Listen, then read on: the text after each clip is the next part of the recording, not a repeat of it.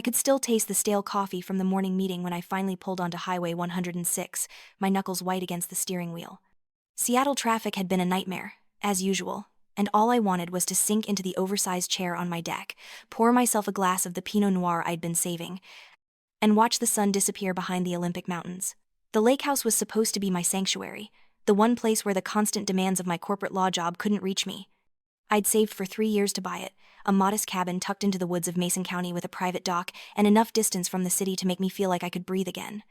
The trees grew thicker as I wound through the back roads, their branches forming a canopy overhead that filtered the late afternoon light into dancing shadows.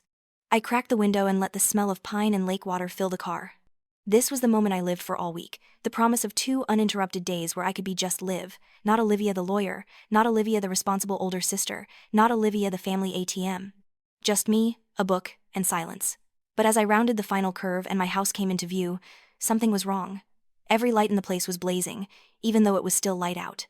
Music thumped from inside, loud enough that I could hear it through my closed windows. 3 cars I didn't recognize were parked haphazardly across my driveway, blocking the garage. One of them, a beat-up Honda Civic with a cracked bumper, had its front tire sinking into my carefully maintained flower bed. My heart dropped into my stomach. I knew that Civic. I'd made the last 2 payments on it. I parked on the street and walked up the gravel path, my briefcase feeling suddenly heavy in my hand. The music got louder with each step, some bass-heavy pop song I didn't recognize. Through the front windows, I could see shadows moving inside, hear laughter and shouting. The professional part of my brain was already cataloging everything, noting details I might need later, but the rest of me just felt numb. I didn't knock. It was my house. I used my key. The smell hit me first.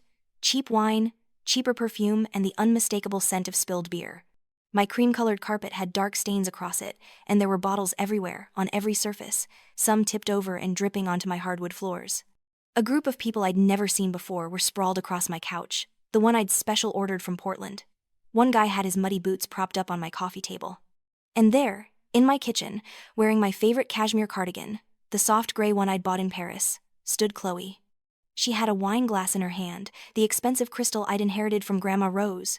She was laughing at something Marcus said, her boyfriend of the month, a guy with a man bun and sleeve tattoos who I'd met exactly once and immediately disliked. He was rummaging through my refrigerator like he owned the place, pulling out the cheese and crackers I'd bought for my quiet weekend. For a moment, nobody noticed me. I just stood there in my own entryway, briefcase in hand, watching my little sister throw a party in my house with my things while wearing my clothes. Then Chloe turned. Our eyes met. For a split second, I saw surprise flash across her face, maybe even guilt, but it vanished so quickly I might have imagined it, replaced by irritation, as if I were the one intruding. She set down the wine glass with deliberate slowness and looked me up and down. When she spoke, her voice was loud enough to carry over the music, loud enough for everyone to hear. "Why is this stupid Leech here? Get out!" The words hung in the air. The music seemed to get quieter, or maybe it was just that everything else fell away. I watched her face, this person who used to be my little sister, the one I'd read bedtime stories to, the one I'd helped with homework and driven to soccer practice, the one I'd bailed out of trouble more times than I could count. I could have yelled, I could have screamed at all of them to leave, could have called the police right then. Part of me wanted to.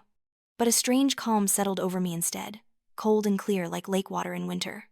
I walked across my own living room, stepping over bottles and around strangers, and set my briefcase down on the dining table. Then I reached into my purse, pulled out my keyring, and carefully removed the spare house key I'd given Chloe 6 months ago. I placed it on the table with a soft click. "Okay," I said quietly. The word came out steady, measured. I looked at Chloe, really looked at her, and something crystallized in that moment. Enjoy it while you can. I didn't wait for a response. I turned and walked out of my house, got back in my car, and drove away. In my rearview mirror, I could see them all watching from the windows, confused. As if they couldn't quite believe I'd actually left. The drive back to Seattle passed in a blur. I'd gotten an apartment in the city 3 years ago, a sleek 1-bedroom in Capitol Hill that I used during the work week. It had never felt like home, not really. It was just a place to sleep between the long hours at the firm. But that night, as I let myself in and stood in the middle of my sterile living room, something shifted. I wasn't angry. That surprised me. I thought I'd be furious, that I'd spend the drive back cursing and crying and planning what I'd say to Chloe when I finally confronted her. But instead, I felt cold. Calculating. Clear. I opened my laptop and pulled up my financial management app, the one I'd been using since law school to track every dollar. I scrolled back through the years, watching the numbers stack up. Money transferred to Chloe for rent when she got evicted from her first apartment, more money when she lost her job and needed groceries, the security deposit for her second apartment, first and last month's rent for the third, car repairs, insurance payments, medical bills she swore she'd pay back. Emergency after emergency, crisis after crisis, and every single time, I'd been there with my credit card. The total made my stomach turn. $15,000 over 3 years. $15,000, and I was the leech. I laughed. It came out harsh and bitter, echoing in my empty apartment. I poured myself a glass of wine, cheap stuff from the corner store, nothing like what Chloe was probably drinking at my lake house right now. I raised the glass to my reflection in the dark window. $15,000 and I'm the leech, I said out loud. My reflection didn't answer. I pulled out my phone and texted my mom. Need to talk about Chloe. Call me when you can. The response came within minutes. 3 paragraphs about how Chloe was going through a hard time, how I needed to be patient, how family sticks together. Not a single word about what Chloe had just done to me. Not a question about whether I was okay. I turned off my phone and walked to the bathroom. In the mirror, I looked tired. The kind of tired that sleep doesn't fix. I thought about all the times I dropped everything to help Chloe, all the plans I'd canceled, all the extra shifts I'd taken at work to have enough money for both of us. I thought about how I'd rationalized it, told myself that's what big sisters do, that family takes care of each other. Stop rescuing the people who set your house on fire, I whispered to my reflection. It was something my therapist had said months ago, and I'd brushed it off at the time. Now it felt like the only truth that mattered. I didn't sleep that night. Instead, I sat at my kitchen table with a notepad and made a list. Not an emotional list, not an angry rant, a practical, step-by-step action plan. By the time the sun came up, I knew exactly what I needed to do. The next morning, I was at Peninsula Locks and Keys when they opened at 8. The owner, a grizzled man named Doug who'd been running the place for 30 years, listened to my request without comment. Change all the locks on the lake house. Install new deadbolts, front and back.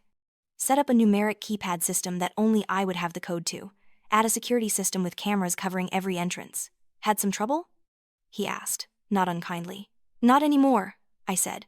He quoted me a price. I handed him my credit card without hesitation. The best money I'd ever spent. Doug and his assistant followed me out to Mason County that afternoon. The 3 cars were gone from my driveway, but the house looked like a bomb had gone off inside. Bottles everywhere. Food ground into the carpet, my favorite throw blanket, the one my grandmother had crocheted, tossed in a heap in the corner. Someone had burned a hole in my couch cushion. I walked through each room with my phone out, taking pictures of everything. Every stain, every broken item, every piece of damage. Doug worked efficiently, drilling out the old locks and installing new ones. He showed me how to use the keypad system, how to arm and disarm the security cameras from my phone. You'll get an alert anytime someone approaches the house, he explained. Camera footage uploads to the cloud automatically. Can't be erased. Perfect, I said.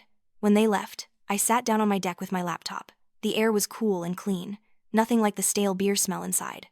I opened my email and started a new message, addressed to my entire family. Mom, Dad, my Aunt Karen, my Uncle Steve, everyone. The words came easily. I explained that, effective immediately, I was revoking all access to the lake house. No more spare keys, no more casual visits. The house was my private property, and I would determine who was welcome and when. I was clear. I was firm. I did not apologize. I read it over 3 times before I sent it. Then I hit send and closed the laptop. The next stop was the Mason County Sheriff's Office. A deputy named Rodriguez listened to my story and helped me fill out a no trespass authorization form. It was surprisingly simple. I provided Chloe's full name and Marcus's. I showed him the photos from the party. He nodded, stamped the form, and handed me a copy. If either of them sets foot on your property now, it's criminal trespassing, he said. Call 911 and we'll handle it. Thank you, I said. My voice sounded strange to my own ears, steady and strong. My last stop was the bank. The teller recognized me. I'd been coming to this branch for years. I asked to speak to a manager about my accounts. In a quiet office that smelled like printer toner, I removed Chloe from every single account where I'd added her as an authorized user. The savings account I'd set up to help her with emergencies, the credit card I'd given her for groceries, all of it, gone. Are you sure? The manager asked gently. These changes can take a few days to reverse if you change your mind. I'm sure, I said, and I was. When I walked out of the bank, I felt lighter, like I'd been carrying a weight for so long I'd forgotten what it felt like to stand up straight.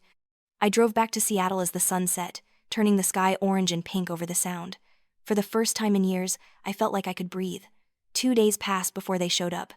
I'd been expecting it. When the buzzer for my apartment rang Tuesday evening, I checked the camera and saw my parents standing in the lobby. My mom held a casserole dish. Dad looked uncomfortable. And there, half hidden behind them, sunglasses on even though we were indoors, was Chloe. I almost didn't let them up. My finger hovered over the button.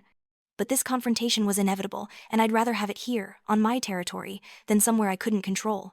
I buzzed them in and opened my apartment door, leaving it ajar while I went to pour myself a glass of water. I needed my hands to have something to do. They filed in like mourners at a funeral. Mom set the casserole dish on my counter. Lasagna, her go-to peace offering. Dad shuffled to the side, hands in his pockets. Chloe came in last, her movements slow and deliberate, like she was expecting me to lunge at her. "Liv, honey." Mom started, her voice dripping with that particular tone she used when she was about to tell me I was being unreasonable. "We need to talk about what happened." "Okay," I said, "let's talk." Chloe pulled off her sunglasses. Her eyes were red-rimmed, whether from crying or from a hangover, I couldn't tell. She draped herself across my couch like a Victorian lady with the vapors. "Did you bring the rest of the party too, or just the main act?"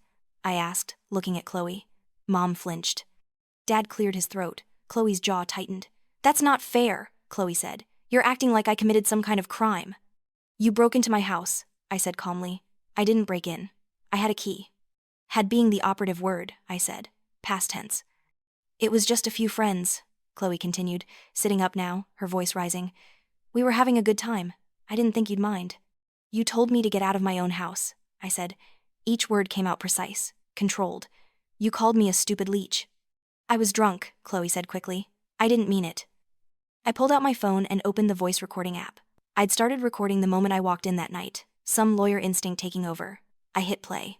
Chloe's voice, slurred and loud, filled my quiet apartment. "Why is this stupid leech here? Get out!" The silence that followed was deafening. Mom looked at the floor. Dad's face flushed red. Chloe stared at the phone like it was a snake. "You recorded me?" she hissed. "In my own house," I said. "Yes." "What else do you want?" Chloe stood up now, her whole body tense. "Blood? You want me to bleed for you?" I said I was sorry. "You haven't said that actually," I pointed out. "Not once since you got here." Mom stepped between us, her hands up like she was separating two boxers. "Girls, please, we're family. We can work this out." "Can we?" I looked at my mother, this woman who had spent my entire life asking me to be the bigger person, to give Chloe another chance, to understand that Chloe needed more help. "Because I'm not sure we can, Mom. Not like this." "Liv, you're being dramatic," Chloe said. She'd found her footing again, slipping back into the role of the misunderstood victim. "I took care of your cat that one time." "You forgot to feed her for 3 days," I said flatly. "I had to take her to the emergency vet. Everyone makes mistakes." "This isn't about mistakes, Chloe. This is about respect, or the complete lack of it." I walked to the kitchen and pulled out a folder I'd prepared. Inside were printouts of every transaction, every payment, every bailout. I spread them across the counter like evidence at a trial. $15,000? I said. "That's how much I've given you over the last 3 years. Rent, car payments, insurance, groceries, medical bills, emergency after emergency." Mom's eyes widened as she looked at the papers. Dad picked up one of the printouts, studying it. "I want transparency." I continued, my voice level. "I want you to stop treating my generosity like your personal backup plan. I want you to stop treating me like your personal ATM." "Here we go," Chloe said, throwing her hands up. The big successful lawyer reminding everyone how much money she makes, how much she's sacrificed for poor little Chloe. "I've never thrown my career in your face," I said, "but I'm done pretending that you haven't been taking advantage of me for years." "I was taking care of you," Chloe shouted. The mask slipped, and I saw real anger there. "All those times Mom and Dad were at your stupid debate tournaments, your stupid school events, who was home alone? Me. I raised myself while you got all the attention." The words hung in the air. There it was, finally. The resentment she'd been carrying for decades. "That's not my fault," I said quietly. "I was a kid too." "But you were the golden child," Chloe shot back. "Perfect, Olivia who never put a foot wrong. Do you know what it's like to grow up in that shadow? Do you know what it's like to carry the weight of everyone's expectations?" I countered. "To be told from the time you're 10 years old that you need to be responsible, that you need to set an example, that you need to take care of your little sister?" Mom made a small sound, almost a gasp. I turned to her. "You told me that," I said. "You and Dad both. Every time Chloe screwed up, every time she needed help, you told me family takes care of each other, that I needed to be patient because she needed more help than I did." "We didn't mean," Mom started, but her voice trailed off. "Yes, you did," I said, not unkindly. "And I tried. God, I tried. I gave and gave and gave until there was nothing left, and it was never enough. It's still not enough." "So what are you saying?" Dad spoke for the first time, his voice rough. You're cutting your sister off? I'm setting boundaries, I corrected. No more rent payments, no more emergency bailouts. If either Chloe or anyone she knows sets foot on my property again, the police will handle it. You wouldn't, Chloe said, but her voice wavered. I filed a no trespass authorization yesterday, I said. It's already in the system. Chloe's face went white, then red. You're pathetic, she spat. You love power because you don't have love. That's your whole personality. The words were meant to hurt, and they did. But I'd been expecting them. Chloe always went for the throat when she was cornered. If boundaries look like power to you, I said slowly, maybe you've never had any. Chloe grabbed her purse and stormed toward the door. She paused with her hand on the knob, looking back at me with something like hatred in her eyes. Enjoy eviction, I called after her. The door slammed hard enough to rattle the frame. The silence that followed felt thick and heavy. Mom was crying quietly. Dad put his arm around her. Liv, Dad said, his voice pained. She's your sister. I know, I said. And I love her, but love doesn't mean destroying myself to keep her afloat. They left a few minutes later, taking the lasagna with them. I stood in my apartment, alone again, and waited to feel guilty. Waited for the panic to set in, the fear that I'd made a terrible mistake. It never came. 3 days later, I received an email. It was meant for Chloe, but someone had typed my email address by mistake. A notice from her landlord. She was 2 months behind on rent, and eviction proceedings were beginning. I deleted it without responding. That same week, Chloe posted on Instagram a photo of herself crying, mascara running down her face in artistic streaks. The caption was a masterpiece of manipulation. When your own family betrays you, when love has conditions, when you realize you're truly alone. She'd tagged me, added hashtags. Family betrayal, toxic love, narcissistic abuse. My phone blew up with messages from distant relatives, old family friends, people I hadn't spoken to in years. How could I do this to my sister? Didn't I have any compassion? Family was supposed to stick together. I turned off my phone and poured myself a drink. It occurred to me that Chloe needed an audience the way some people need oxygen. Without people watching, validating, responding to her drama, she simply couldn't exist. I wasn't going to be her audience anymore. The lawyer's letter arrived on Friday. Marcus had apparently convinced Chloe to hire an attorney, some guy who worked out of a strip mall in Tacoma. The letter was full of legal-sounding language about unjust financial withholding and emotional distress and breach of familial duty. It demanded that I restore Chloe's access to my accounts and my property, or face legal consequences. I read it twice, then called Sarah Jenkins, the attorney who'd helped me with the no trespass authorization. Sarah was in her 60s, sharp as a tack, with a reputation for not taking anyone's crap. She read the letter and laughed. Actually laughed. This is nothing, she said. Empty threats from someone who watched too much Judge Judy. There's no such thing as breach of familial duty. He's hoping you'll panic and back down. I'm not backing down, I said. Good, Sarah said. Want me to send them a cease and desist? I'll bury them in legalese. Might shut them up. Do it, I said. That weekend, I drove out to the lake house. A storm was rolling in, dark clouds piling up over the Olympics. The wind was picking up, making the trees sway and the lake water choppy. Inside, the house was clean. I'd spent hours scrubbing away the evidence of the party, had hired a carpet cleaning service, had thrown away anything that couldn't be saved. I sat on the deck as the rain started, watching the drops dimple the lake's surface. My phone was off. My laptop was closed. For the first time in months, I had nothing I needed to do, nowhere I needed to be, no crisis I needed to solve. It felt like freedom. 2 months passed. Fall turned to winter. I worked, came home, went to therapy, started taking a pottery class on Tuesday nights. Simple things, normal things. Things I hadn't had time for when I was constantly putting out fires in Chloe's life. My parents called occasionally. The conversations were stilted, careful. Mom asked if I'd reconsidered. I hadn't. Dad said Chloe was struggling. I said I was sorry to hear that, but my answer hadn't changed. They didn't push hard. I think part of them understood, even if they couldn't say it out loud. I started sleeping better. The constant anxiety that had lived in my chest for years, that feeling of waiting for the next emergency call, began to fade. Then, on a cold December evening, I got an alert on my phone. Someone was at the lake house. I checked the security camera feed. A light was on inside. Through the window, I could see movement. My hands shook as I got in my car. The drive to Mason County had never felt longer. Snow was starting to fall, making the roads slick. I called 911 as I drove, told them someone had broken into my house, gave them the address. When I pulled up, I recognized the Honda Civic in my driveway immediately. The front door was intact, but when I walked around back, I saw that the lock on the mudroom door had been pried off. The door hung open, swinging in the wind. Music played inside. Cigarette smoke drifted out into the cold air. I stood in the doorway and called out, "Chloe?" The music cut off. Footsteps. Then she appeared, backlit by my living room lights, holding a beer. "Hey, Liv," she said, her voice strangely calm. "Missed this place, didn't you?" "You need to leave," I said. My voice was steady, but my heart was pounding. "Relax," Chloe said, taking a sip of her beer. "I just wanted to feel normal for a night. God, you act like I murdered someone." "You broke in," I said. "I came home," Chloe corrected. She walked closer, and I could see her eyes were red, could smell the alcohol on her breath. "This used to be home, remember? Before you decided to be a selfish bitch about everything." "This is not your home, Chloe," I said clearly. "It never was. You used me. You stole from me. And when I finally said no, you kicked me out of my own house." "It's just stuff," Chloe said, spreading her arms wide. "Just a house. Why does it matter so much?" "Because it's mine," I said. "Because I worked for it. Because I deserve to have something that's just mine, without you taking it from me." Chloe laughed, but there was no humor in it. "Always the victim, aren't you? Poor Liv, so generous, so put upon." "I'm calling the police," I said. "Do it, Liv," Chloe said, stepping closer. "I dare you." I pulled out my phone and dialed 911 right in front of her. Gave my name, my address, told them there was an active trespass in progress. The dispatcher said units were already on their way from my earlier call. Chloe's face changed. The bravado cracked.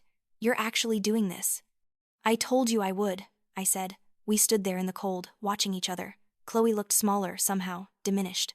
The wind picked up, blowing snow into the open doorway. "I have nowhere to go," she said quietly. "That's not my responsibility," I said. The words hurt to say, but they were true. Red and blue lights appeared through the trees. A Mason County Sheriff's cruiser pulled into the driveway, followed by another. 2 deputies got out, hands on their belts. "Miss Morrison," one of them called. "That's me," I said. They walked past me into the house. I heard them talking to Chloe, heard her voice rise in protest, then fall. One of the deputies came back out. "Detective Miller is on his way," he said. "This is an active investigation now, breaking and entering. We'll need to take her in." I nodded, not trusting my voice. They brought Chloe out a few minutes later. She was in handcuffs. Mascara ran down her face, mixing with tears and the snow that was falling harder now. She looked at me as they guided her past. "You really hate me, don't you?" she said. The question stopped me cold. I looked at my sister, this person I'd loved and protected and sacrificed for, this person who had taken and never once said thank you. "No," I said, and my voice cracked. "I just finally love myself enough not to let you destroy me." Chloe opened her mouth to respond, but the deputy gently urged her forward. They put her in the back of the cruiser. Through the window, I could see her crying, her shoulders shaking. The door closed. The cruiser drove away, taking my sister with it. I stood in the snow until Detective Miller arrived. He was kind, efficient. He took my statement, collected evidence of the break-in, assured me I'd done the right thing. When he left, I was finally alone. I walked through my house, turning on lights, checking for damage. Chloe hadn't destroyed anything this time. If anything, the violation felt quieter, sadder.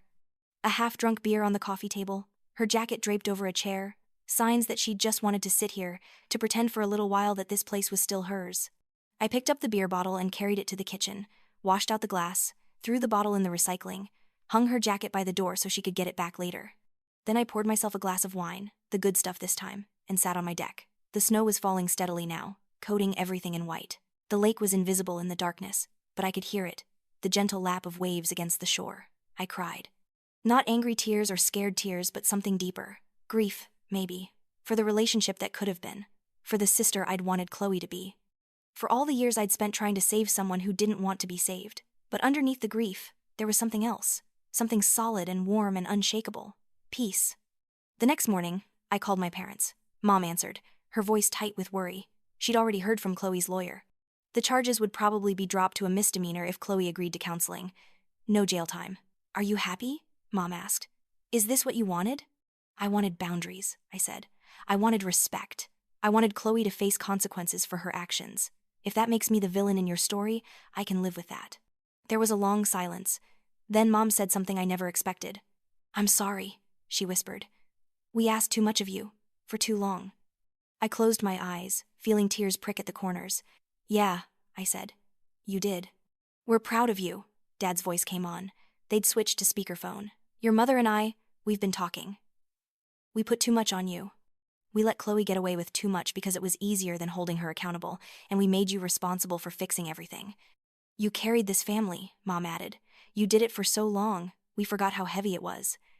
"I finally put it down," I said. "Good. Dad said firmly. It's about damn time. We talked for an hour. Really talked, maybe for the first time in years. They told me about their own struggles, about the guilt they felt, about how they'd failed both their daughters in different ways. I told them about therapy, about learning to say no, about how much lighter I felt now that I wasn't trying to save everyone. We agreed to start having Sunday breakfast again, just the three of us. No Chloe until she was ready to actually work on herself, to make real changes. It wasn't perfect, but it was a start. 6 months later, I was at the lake house planting lavender along the front walkway. The weather had turned warm, and the lake sparkled in the afternoon Sunday. I'd repainted the deck, hung new curtains, bought furniture that was actually comfortable instead of just functional. The house felt like mine in a way it never had before. I heard a car coming up the gravel drive and looked up, shading my eyes. It was an old Toyota I didn't recognize. It parked, and Chloe got out. She looked different, thinner, but in a healthy way. Her hair was pulled back in a simple ponytail. No sunglasses, no designer bag. She carried a cloth shopping bag in one hand. We looked at each other across the driveway. I stood up slowly, brushing dirt from my knees. "Hi," she said. "Hi," I replied. "I tried calling," Chloe said. "You didn't answer." "I know," I said. I'd seen the calls, had let them go to voicemail. I wasn't ready. Maybe I'd never be ready. "Can we talk?" she asked. "Just for a few minutes. If you want me to leave after, I will." I considered. Then I nodded. We sat on the dock, our feet dangling over the water. Chloe pulled a bag of lemons from her shopping bag and set them between us. "I'm working," she said, "at a coffee shop downtown. It's not much, but it's something. I'm in therapy too, twice a week." "That's good," I said. "The therapist says I have a lot to work through," Chloe continued. She picked at the edge of the dock. Resentment, jealousy, this feeling that I deserved things without having to work for them because life owed me for being second best. I didn't say anything, just listened. "I'm sorry," Chloe said. The words came out rushed, like she'd been practicing them. "For all of it. For using you. For that party. For calling you names. For breaking in. I'm so sorry, Liv." "Okay," I said. "Just okay?" Chloe looked at me. "Aren't you going to say anything else?" "What do you want me to say?" I asked. "That it's fine? That we can go back to how things were?" "We can't, Chloe. I can't." "I know," she said quietly. "I don't want to go back either. That person, the one who did all those things, I don't want to be her anymore." We sat in silence for a while, watching the water. A fish jumped, sending out rings of ripples that spread and spread until they disappeared. "Do you ever feel like you're the villain in your own story?" Chloe asked suddenly. I considered the question. "Always," I said. "Maybe the trick is realizing that sometimes we're just consequences in someone else's story. And that's okay." Chloe nodded slowly. "I brought you lemons," she said, gesturing to the bag. "I remembered you like lemonade in the summer. Thought maybe I could actually give you something for once, instead of just taking." I picked up the bag and looked inside. Fresh lemons, bright yellow, still cool from the store. It was such a small thing, but something about it made my throat tight. "Thank you," I said. We stayed there until the sun started to set, painting the sky in shades of orange and pink. We didn't talk much more. We didn't need to. Some things couldn't be fixed with words, and some silences were more healing than any conversation could be. When Chloe finally stood to leave, I walked her back to her car. She paused with her hand on the door handle. "Can I come back sometime?" she asked. "Not to stay, just to visit. Maybe help you with the garden or something." I thought about it, really thought about it. Not the automatic yes that would have come before, but a careful consideration of what I was willing to give and what I needed to protect. "Maybe," I said, "but we take it slow. And if you mess up, if you cross a line, I'm done. No second chances this time." "I understand," Chloe said. She looked like she wanted to hug me, but didn't move. Maybe she understood that too much too fast would break this fragile thing we were trying to build. She got in her car and drove away. I watched until the taillights disappeared through the trees, then walked back to the house. My sanctuary, my choice. Over the next few months, Chloe did come back. Once a month at first, then twice. She brought groceries and helped me weed the garden. She was careful not to overstay, careful to ask before touching anything, careful in a way she'd never been before.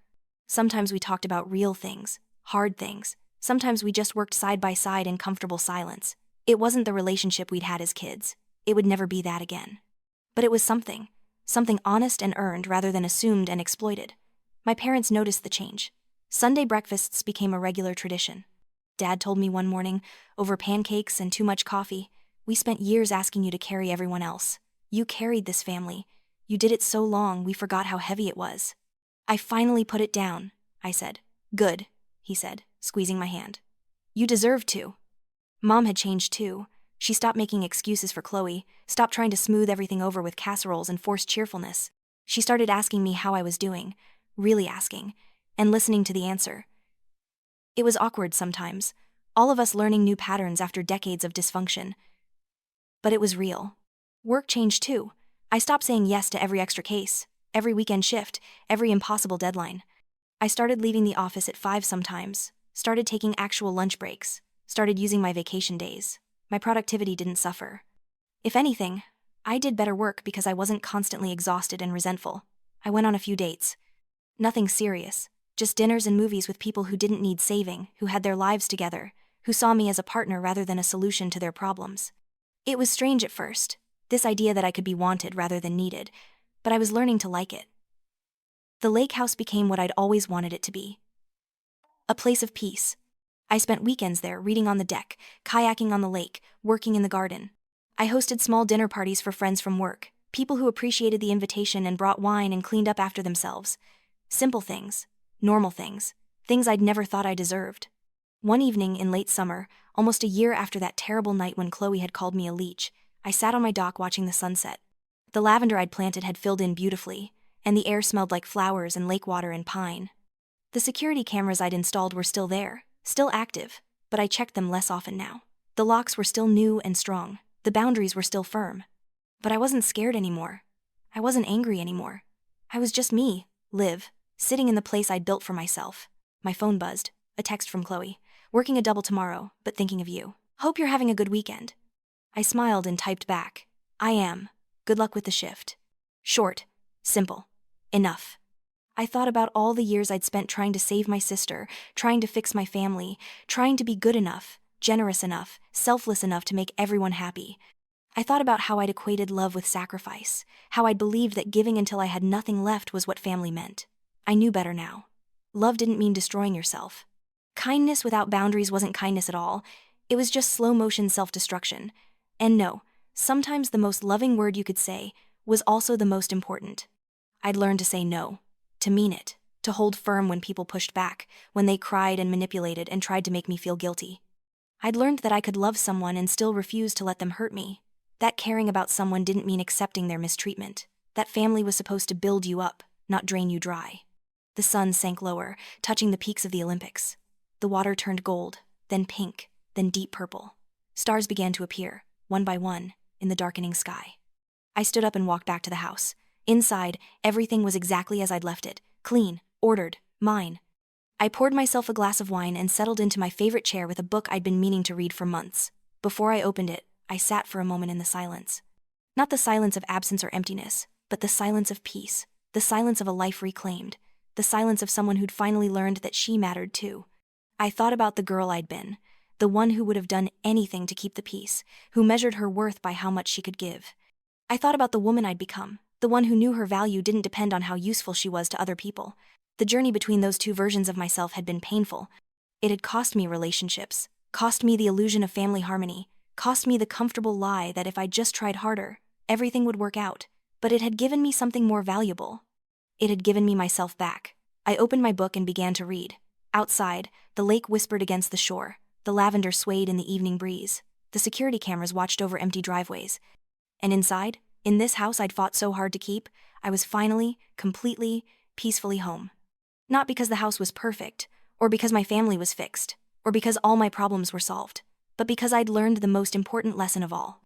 Kindness without boundaries becomes self-destruction, and sometimes no is the most loving word you can say, to them, and especially to yourself.